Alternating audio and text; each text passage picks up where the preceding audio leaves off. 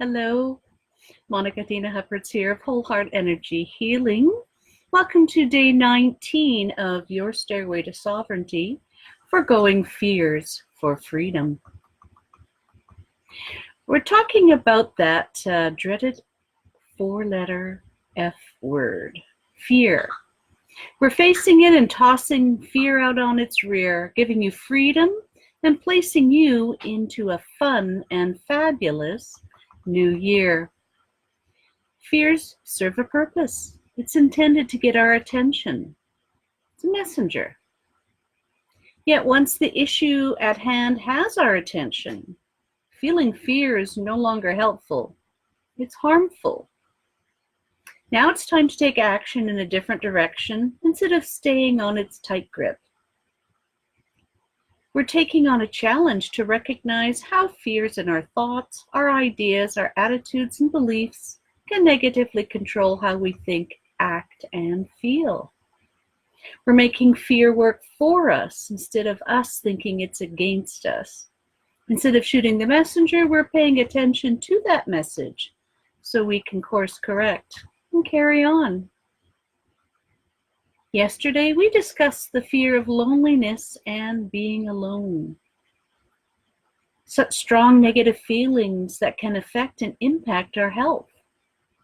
Whether abandoned in life as a child or a relationship breakup, we can associate being alone with being unwanted and unloved.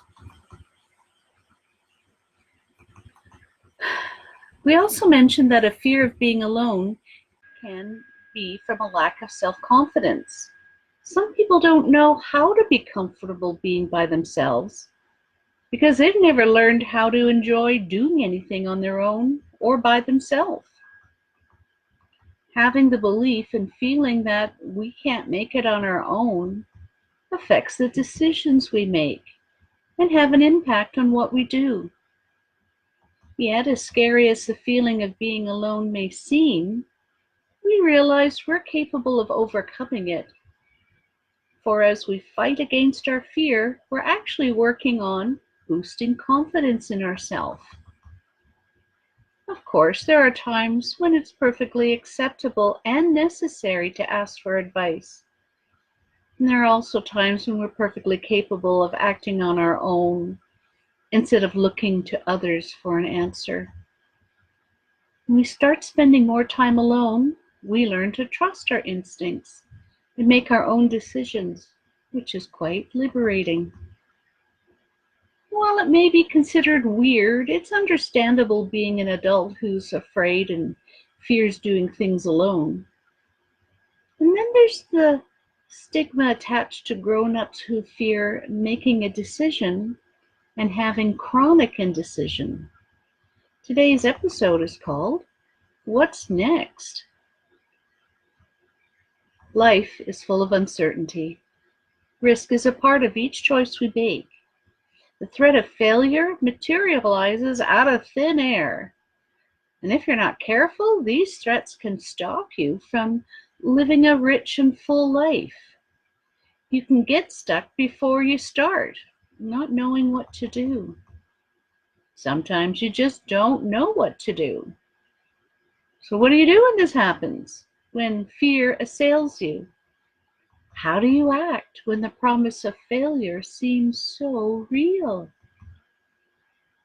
As a grown-up, you're often expected to know what to do, right? And unfortunately, it's not always the case. You have a problem at work, and you don't know what to do. Things are going as they should, and then something unexpected happens. Your business isn't going as well as you had hoped. There's a goal you want to pursue, but because you don't know what to do, you keep procrastinating on getting started at all. With decisions big and small, it's easy to be uncertain. You hem and haw and abstain from making a choice. The hard line to hear is, it is time to get off the fence and do something about this fear. Your fear is an indication that you need to do something about it. To help you know what to do when you don't know what to do, first, accept that it's okay not to know everything. Then, look for a way to get back in the game. Here's what you can do if you don't have all the information. Just pick something. Literally, flip a coin. If you feel happy with the toss, that was the right one for you to choose. If you feel disappointed with the outcome of the toss, pick the other one. Your gut instinct is telling you something here. Listen to it. Very few choices in life are make or break decisions. Hard to believe, but sometimes there is no wrong choice. You just need to do something. Move forward. Don't get stuck in self-doubt or feeling sorry for yourself. The best way to beat indecision is to build momentum. No hesitation, just move. And accept the consequences. If you fail, own it and move on. There's nothing productive about wallowing in self-pity. Don't be burdened by regret. Fail forward. Learn from your mistakes. Move on to the next choice. What else can you do? Well, you can get more information. Whatever problem, rest assured that someone else has already wrote about it on Google and they've solved it. Look for that information and use it to plan your next step. You could find a mentor or an acquaintance who has already been there and ask them for some advice and some ideas on what to do. Do the obvious. As Robert R.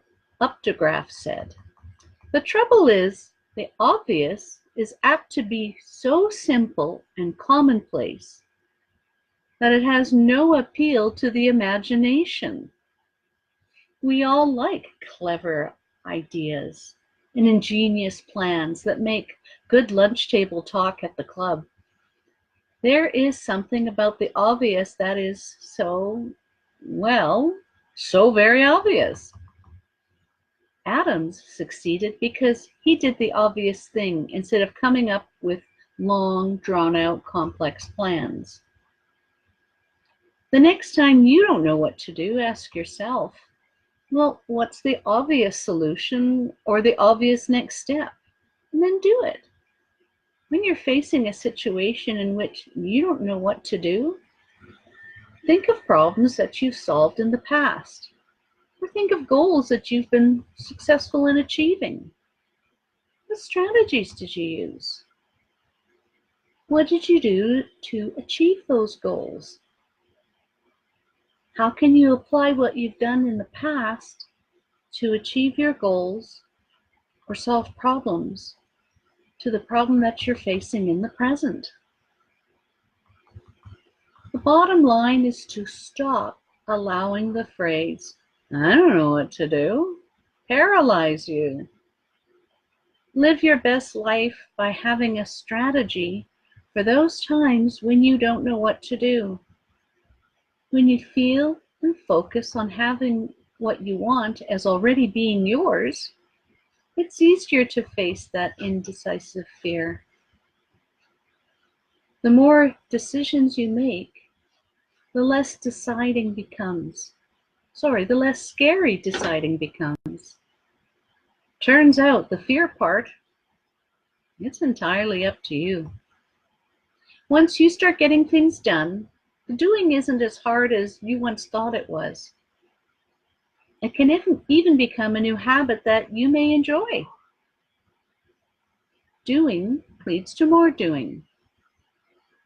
You'll stop seeing life as a series of fearful danger signals and come to view it as a canvas on which to express yourself.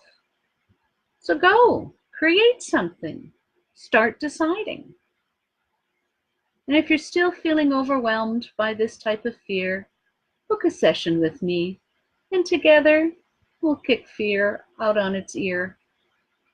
There are healing techniques that can help you become more at peace with it. I'm putting together some courses that will make achieving your goals faster, easier, and more efficient. You deserve a more balanced, fear-free, and happier life. Message me for more information. I hope that you're supported during this quest and can find someone to go along with you on your journey. Let's do this together. Together is better.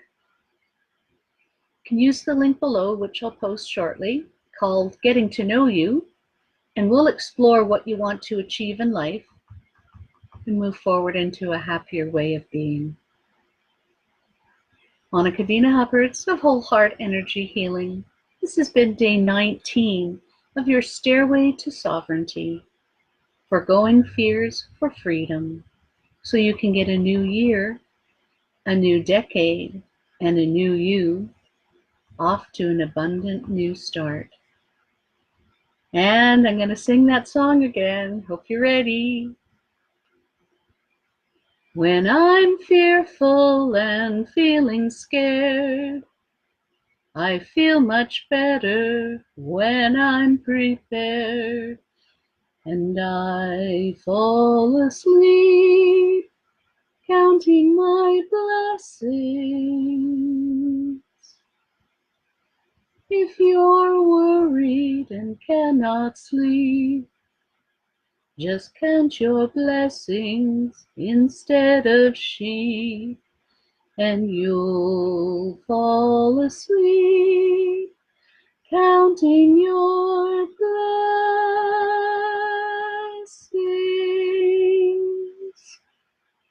Cheers to your success. Hey, and thank you, Cousin Carla and my friend Brad for joining. Thanks for popping in and saying hi. Take care, y'all. Hope to see you tomorrow. Bye-bye. Bye-bye.